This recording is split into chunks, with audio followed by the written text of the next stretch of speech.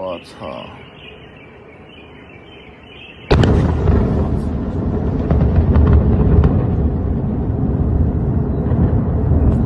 操，房子都在震动，我操！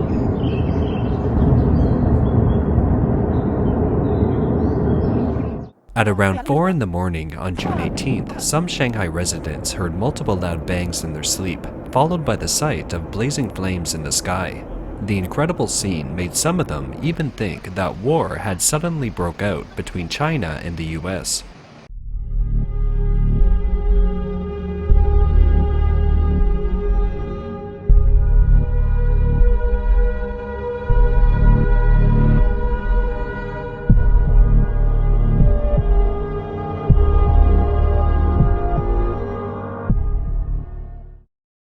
Sinopec Shanghai Petrochemical Company Limited announced later on its social media Weibo that there was a fire in the ethylene glycol plant area in its chemical department on that day. Fire is less severe than explosion, but there's no doubt that it was an explosion, and it was a big one.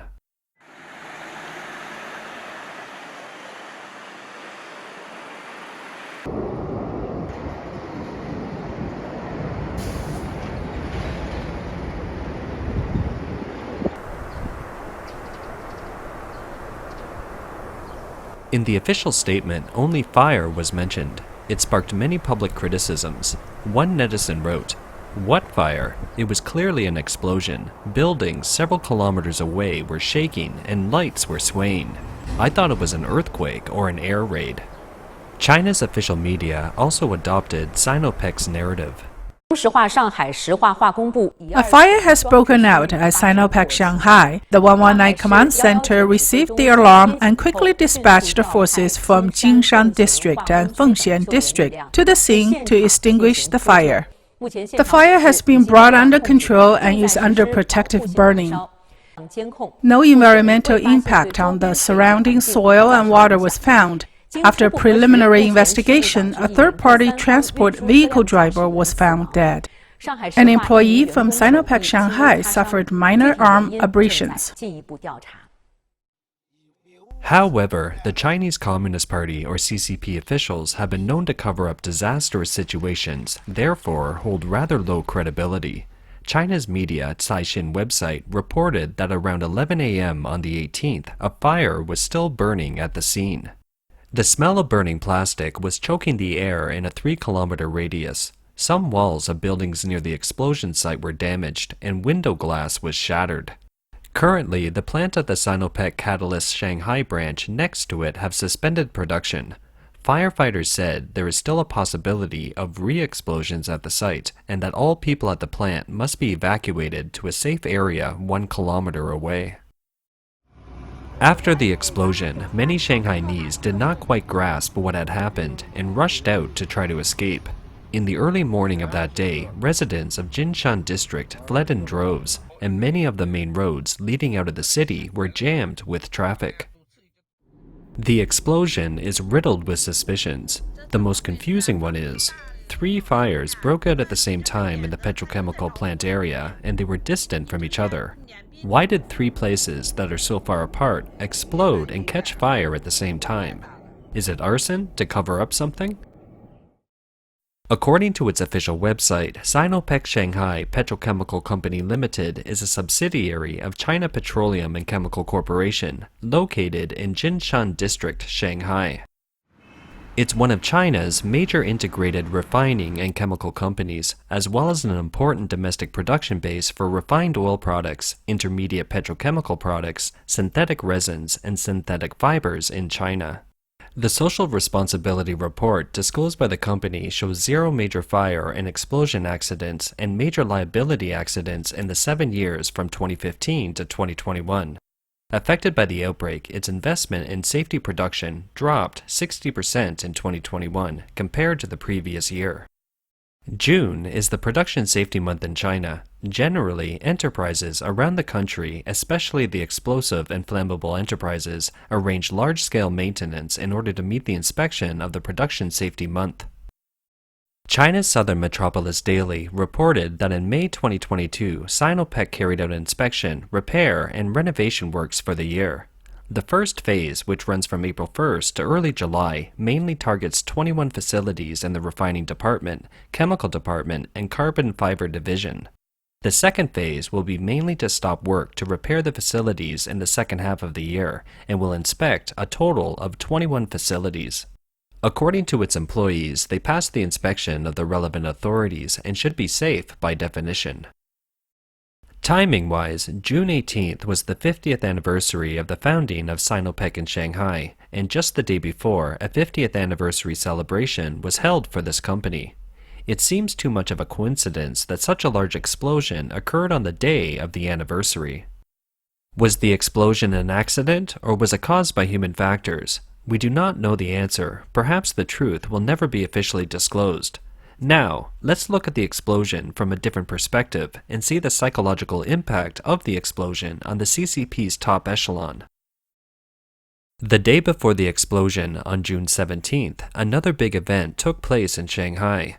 The CCP's third aircraft carrier, Fujian, was launched in Shanghai. This carrier, unlike the previous Liaoning and Shandong ships, has a sliding jump deck. It means its fleet is unable to take off and land with full fuel and ammunition, which limits the combat capability of the carrier's aircraft. The Fujian ship adopts electromagnetic catapult technology similar to that of the US military, which is the starting point for the formation of the CCP's real aircraft carrier warfare capability, thus attracting much attention from the outside world. Experts frankly say that this aircraft carrier is a very big threat to Taiwan, and the military of the Republic of China needs to be cautious and responsive. Outside experts predict that the CCP currently has only one combat-capable aircraft ship with limited capabilities. If 6 to 8 ships are launched and deployed in the Miyako Strait and the Bus Strait in the future, they will be sufficient to control the northern and southern ends of Taiwan and prevent the US military from intervening in the Taiwan Strait, and may also form an effective threat to eastern Taiwan and form a blockade situation.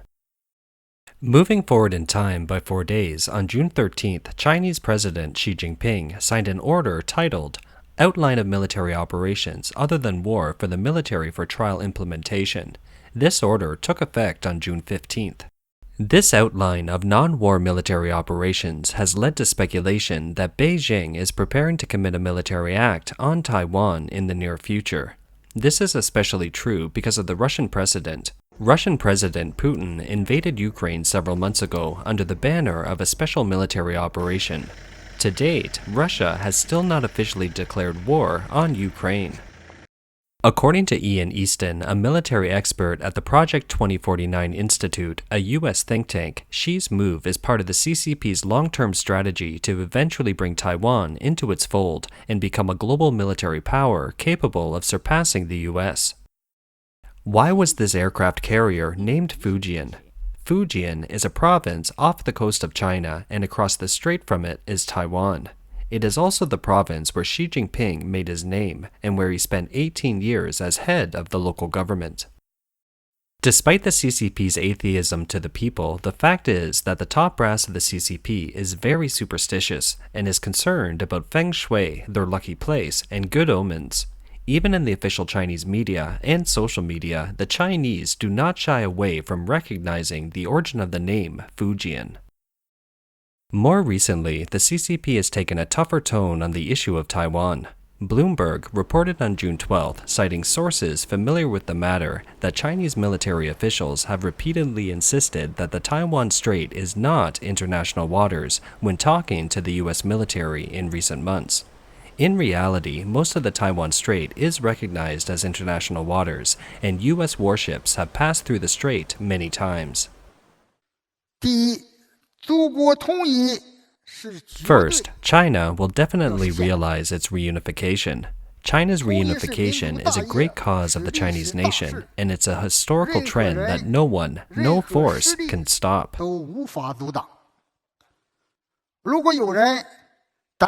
If anyone dares to secede Taiwan from China, we will not hesitate to fight. We will fight at all costs, and we definitely will fight to the very end. This is the only choice for China. 这是中国不二的选择。 First, China will definitely realize its reunification. China's reunification is a great cause of the Chinese nation, and it's a historical trend that no one, no force can stop. If anyone dares to secede Taiwan from China, we will not hesitate to fight. We will fight at all costs, and we definitely will fight to the very end. This is the only choice for China. We observe that the biggest miscalculation of Xi Jinping as the fifth CCP leader is that at a time when the communist model has gone bankrupt, he still sees the red system as a guarantee of his power. Both Mao Zedong and Deng Xiaoping, the first and second rulers of the Communist Party, had launched wars against the outside world when they were faced with the challenges of internal struggles and serious domestic problems and a decline in their authority, including the so-called the War to Resist U.S. Aggression and Aid Korea and the Vietnam Counterattack Self-Defense War. The wars were launched to divert conflicts and re-establish authority. It seems that Xi Jinping is still trying to use the same old tactics of previous Communist Party leaders. He doesn't realize that the times have changed. After 70 years, the Chinese Communist regime is like a building that has rotted from top to bottom, inside and out, and needs only a little push to fall down. It doesn't look like it will stay on the world stage for much longer. In ancient traditional Chinese culture, the frequent occurrence of catastrophes is a harbinger of a dynasty's demise, and the timing and location of a disaster, when examined together, can often lead to an interpretation of special meaning. On June 17th, the CCP held a grand launching ceremony for the Fujian aircraft carrier in Shanghai, a spectacle that seemed to draw the attention of millions and gave the CCP and Xi Jinping the illusion that lo and behold, the CCP was still very powerful. Yet the next day, the bizarre Shanghai explosion happened. One can imagine that this would have dealt a huge psychological blow to the top echelons of the CCP. People all know that the cosmopolitan Shanghai is the economic center of China, but not many are aware that the city is also the birthplace of the Chinese Communist Party. In the 1920s, Shanghai was known as the largest city in the Far East. As the most economically developed city in China at the time, 110,000 workers went on strike in 1919, which was so large that the Chinese delegates of the Soviet Union and the Communist International realized that the city's large workers' base could be exploited. Back then, Shanghai was also the national center of culture and public opinion, and conveniently became the main venue for the propagation of communism and socialism. At that time, during the period of the Republic of China, Shanghai was politically liberal and had large concessions, namely the British, American, and French colonies. The concession has also become a safe haven for all kinds of revolutionaries and political dissidents.